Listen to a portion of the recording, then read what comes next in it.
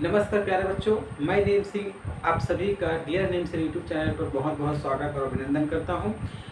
12वीं फिजिक्स के अपने वीडियो सीरीज पर पिछले वीडियो में हमने बात की थी वैद्युत द्विध्रुव के अक्षीय स्थिति के कारण विद्युत क्षेत्र की तीव्रता ज्ञात करना।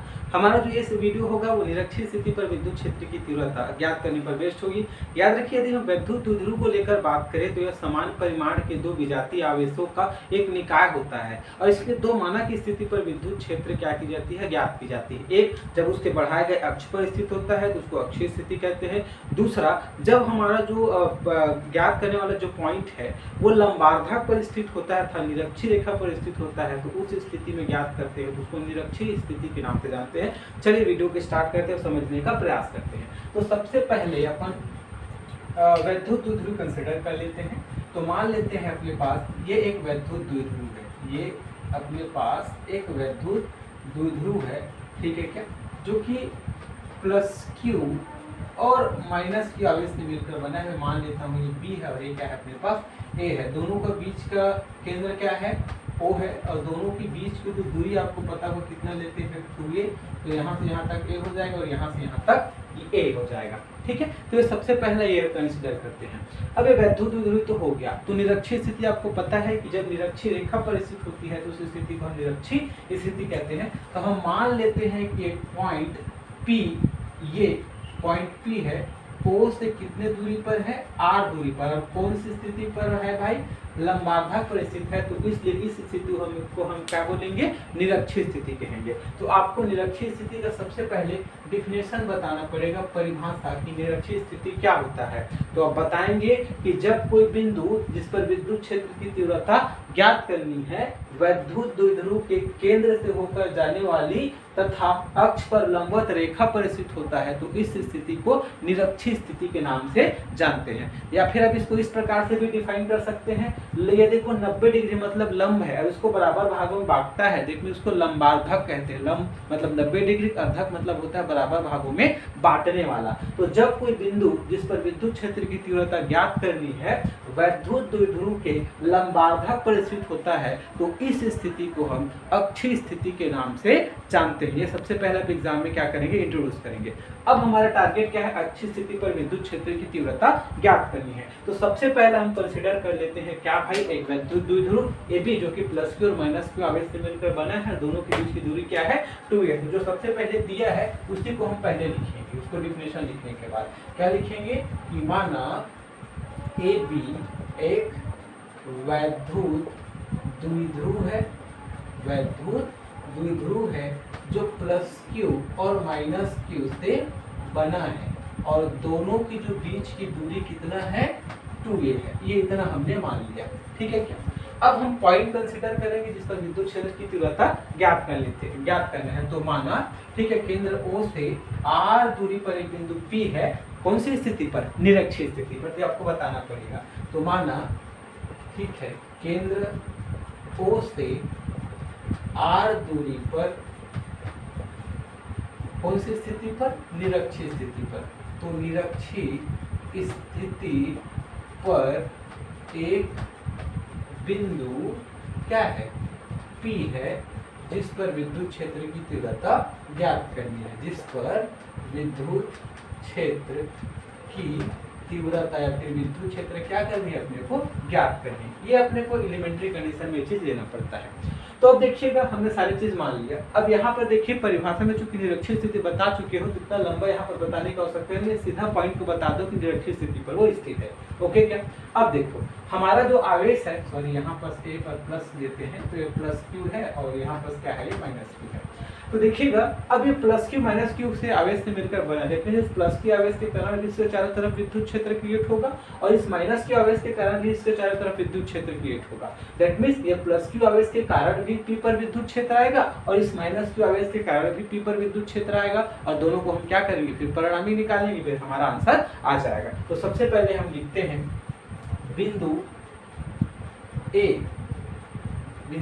अर्थात प्लस क्यू के कारण बिंदु P पर विद्युत क्षेत्र आप जानते हैं विद्युत क्षेत्र क्या होता है, फार्मूला भाई ई बार, तो पहले के लिए E1 मान लेता हूँ 1/4 पाई एप्सिलॉन नॉट, क्या होता है 1/4 पाई एप्सिलॉन नॉट, Q अपन में क्या होता है r स्क्वायर, दोनों के बीच की दूरी का स्क्वायर। तो देखिएगा ये हो जाएगा 1/4 pi epsilon not Q upon में r स्क्वायर। r क्या होता है, दोनों की आवेशों के बीच की दूरी या फिर दो बिंदुओं के बीच की दूरी। तो यहाँ पर A से P तक के निकालना है, हमें दूरी नहीं पता, तो सिंपल सा लिख देंगे अपन AP का स्क्वायर।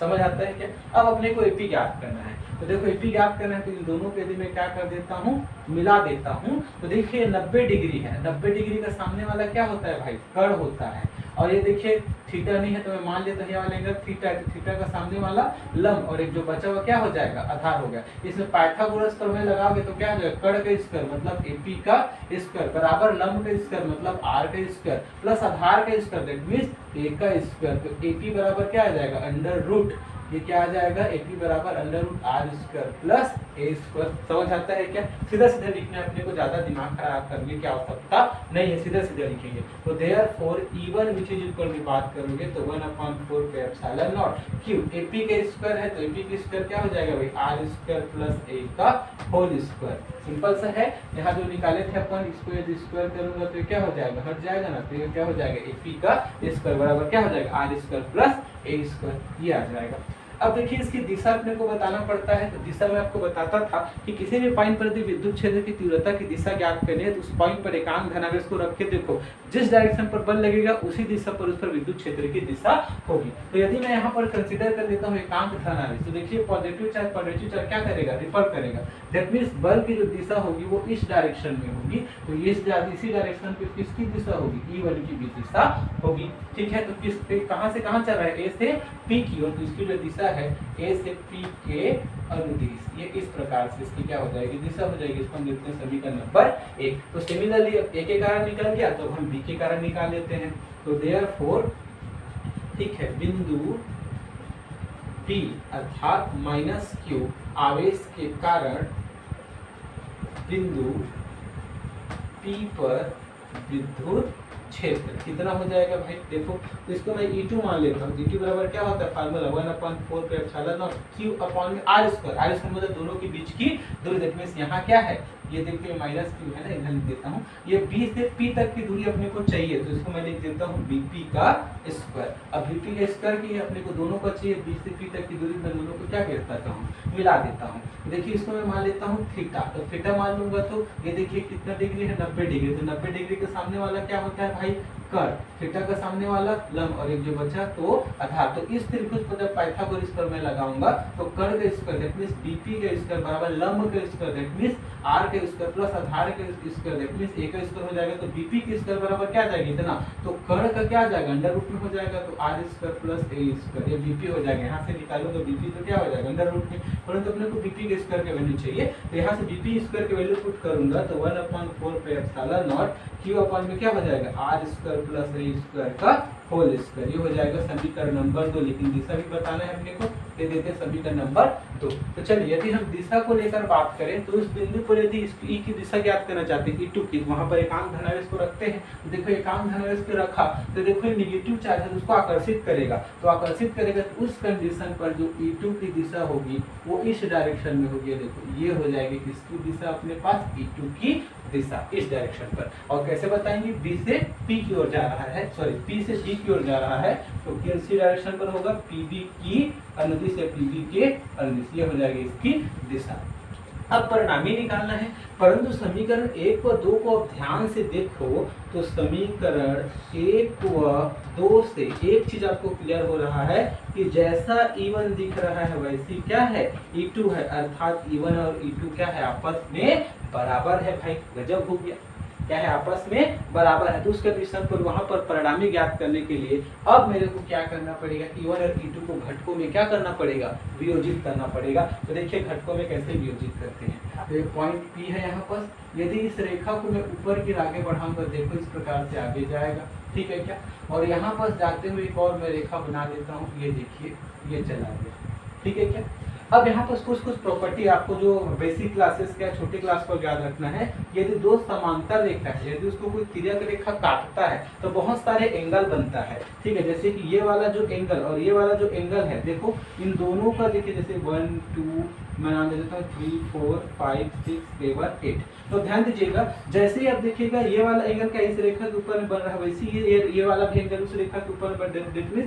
दोनों के संगत समान होने के कारण इन दोनों कोण को हम क्या बोलते हैं, संगत कोण। संगत कोण हमेशा क्या होंगे, बराबर होंगे। जैसे ये 8 नीचे में बढ़ रहा है इस रेखा, वैसे ये 4 नीचे में बढ़ रहा है, लेकिन ये दोनों संगत कोण होंगे। तो ये 3 7 7 संगत कोण हो जाएगा और 2 5 क्या हो जाएंगे, संगत कोण हो जाएंगे। इसके अलावा जो आमने सामने का कोण होता है उसको तिरछाभुमी कोण कहते हैं, वो भी आपस में क्या होता है, बराबर होता है। अब देखिएगा जो एंगल 6 है और जो एंगल 3 है, दोनों मिलना चाहते हैं, लेकिन इन दोनों में एक रेखा का अंतर है, अर्थात ये जो एंगल होगा उसको अल्टरनेटिव एंगल या फिर एकांतर कोण के नाम से जानते हैं। और तीनों आपस में, सॉरी, ये भी क्या होता है, आपस में बराबर होता है। इसी प्रकार से 5 और जो 4 वो भी क्या होंगे, एकांतर कोण होंगे। तो इतना आपको बेसिक क्लास में याद रखना है। तो देखिएगा, यदि आप ध्यान दोगे तो ये देखो, ये एक समांतर रेखा हो गई, ये भी एक समांतर रेखा हो गई। तो उसको देखिए, ये वाला तिर्यक रेखा काट रहा है, तो इस रेखा के ऊपर में थीटा एंगल बना, तो इस रेखा के ऊपर में ये भी थीटा एंगल बनेगा। कौन सा कोण, तो एकांतर कोण, ठीक है क्या। अब देखो इस रेखा में देखोगे, ये वाला एंगल और ये वाला एंगल, देखो एक रेखा का अंतर है, तो कौन सा एंगल हो जाएगा, अल्टरनेटिव एंगल, इट मींस एकांतर। ये केवल आपके समझने के लिए था। अब चलो E1 को घटकों में वियोजित करते हैं। तो अब ध्यान से देखिएगा, तो यहाँ पास पॉइंट P है और इस डायरेक्शन पर क्या है, अपने पास एक रेखा जा रही थी और ये डायरेक्शन जो किसका है, E1 का है। और ऐसा ये वाला एंगल क्या है, थीटा है। मैं नाम दे देता हूँ, सपोज ये क्या है, P है, तो Q दे दिया, इसको R दे दिया, इसको S दे दिया। तो देखिए इन तीनों को जब आपस में मिलाऊंगा तो देखिए इस प्रकार से पर क्या बन जाएगा, एक वर्ग बन जाएगा। तो वर्ग बन जाएगा, तो आपको पता है भाई वर्ग के प्रत्येक एंगल कितना होता है, 90 डिग्री का। तो 90 डिग्री का होता है और ये अपने पास क्या है, E1 है। तो यहाँ पर एक बार साइन थीटा लगाओ, कॉस थीटा लगाओ। तो देखिए इस त्रिभुज में, मतलब इस पर एस पी आर में यदि मैं एक बार कॉस थीटा लगाता हूँ तो क्या आ जाएगा, लंब बटे आधार। देखिए 90 डिग्री का सामने वाला क्या होता है, कर्ण, थीटा का सामने वाला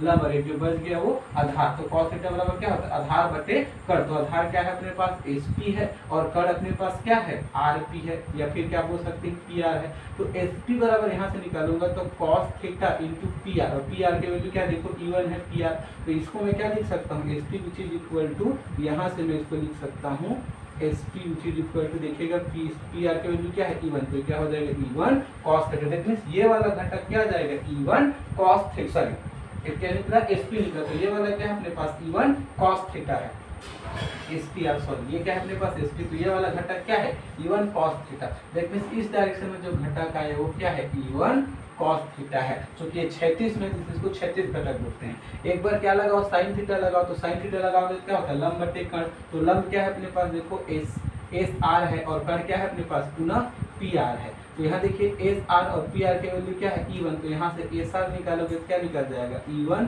sine theta. That means S R क्या है, देखो ये वाला E1 साइन थीटा। तो देखो ये दोनों पैरेलल होते हैं, तो ये भी क्या हो जाएगा, E1 साइन थीटा। तो ये वाला जो घटक आ गया वो क्या आ गया, E1 साइन थीटा। ये हमने E को क्या किया, दो घटकों में विभाजित कर दिया। तो जो घटकों में विभाजित किया उसको हम क्या करेंगे, यहाँ पर लिखेंगे। तो अब ठीक है, E1 को दो घटकों में वियोजित किया जा सकता है। वो दो घटक कौन कौन से भाई, सबसे पहला E1 cos थीटा, ये कौन सा घटक है, क्षैतिज घटक है। इसके अलावा दूसरा नंबर में क्या है, E1 साइन थीटा, ये कौन सा घटक है, तो ये ऊर्ध्वाधर घटक, ठीक है क्या।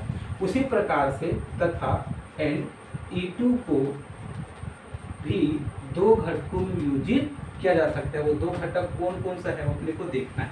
तो ध्यान से देखिएगा, E2 का घटक को वियोजित करें तो ये पॉइंट P है और E2 का डायरेक्शन कुछ इस प्रकार से आ रहा है, ये E2 है और एक रेखा ऐसा जा रहा होगा PO ऐसे, और ये ऐसा। तो ये वाला एंगल क्या है, थीटा। मैं नाम दे देता हूँ PS क्यू और इसको मैं दे देता हूँ आर। देखिए अब इन चारों को मिलाऊंगा तो ऐसे एक वर्ग बनेगा। अब इस वर्ग की प्रत्येक भुजा क्या होता है 90 डिग्री, तो ठीक है, तो ये भी क्या हो जाएगा अपने पास 90 डिग्री। तो थीटा का सामने वाला भुजा लंब, 90 डिग्री का सामने वाला भुजा कर्ण, और जो बच गया वो क्या होता है आधार होता है। तो इसमें भी साइन थीटा लगाओ, कॉस थीटा लगाओ। जब साइन थीटा लगाऊंगा तो क्या होता है लंब बटे कर्ण। लंब क्या है देखो इसमें एस क्यू है, और कर्ण क्या है अपने पास ये वाला पी क्यू है, पी क्यू कर्ण है। अब ये एस क्यू पी क्यू बराबर देखो क्या अपने पास E2 है, तो यहाँ से एस क्यू निकालूंगा तो क्या हो जाएगा E2 साइन थीटा। मीन्स ये वाला एस क्यू क्या आ जाएगा E2 साइन थीटा, और चूंकि ये दोनों पैरेलल है तो ये भी क्या आ जाएगा E2 साइन थीटा। तो इधर जो एक घटक आया वो क्या है अपने पास E2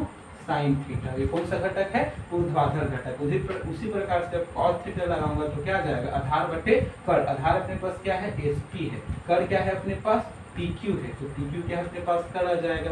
तो यहाँ से देखिएगा ये SP अपॉन PQ, PQ की वैल्यू क्या है E2, तो यहाँ से SP निकालूंगा तो क्या आ जाएगा E2 cos थीटा SP। तो ये वाला जो अपन कहाँ गए, ये वाला SP, ये क्या हो जाएगा अपने पास E2 cos थीटा। देखिए इसी डायरेक्शन में एक और घटक आ रहा है जिसका नाम क्या है E2 cos थीटा। इस प्रकार से हमने इसको भी दो घटकों में विभाजित कर दिया। कौन कौन सा भाई, पहला है E2 cos थीटा, कौन सा घटक है ये क्षैतिज घटक है।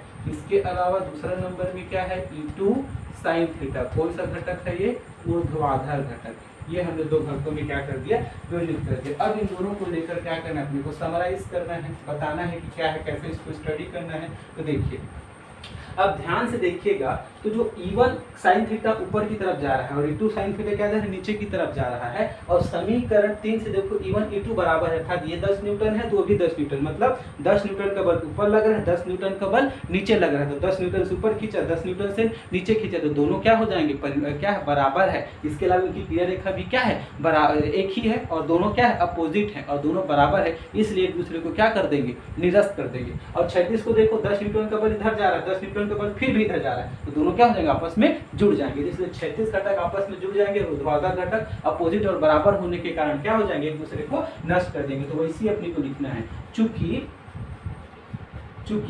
E1 या फिर चूंकि ऊर्ध्वाधर घटक क्या है भाई बराबर व क्रिया रेखा समान, परंतु क्या है दोनों की दिशा, परंतु दोनों की दिशा क्या है अपने पास विपरीत है। दोनों की दिशा क्या है विपरीत और बराबर है, इसलिए एक दूसरे को क्या कर देंगे ये निरस्त कर देंगे। तो एक दूसरे को क्या कर दिए निरस्त कर दिए। तो जब निरस्त कर देंगे तथा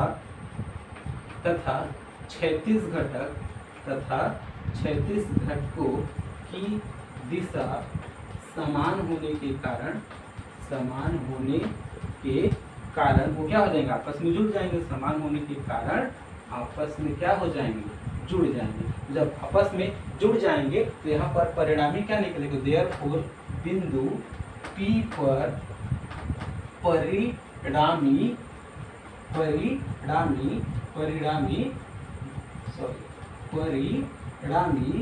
परिणामी विद्युत क्षेत्र क्या निकलेगा E बराबर क्या हो जाएगा, देखो दोनों क्षैतिज घटक को जोड़ देना है, तो E1 cos थीटा और E2 cos थीटा ये हो गया।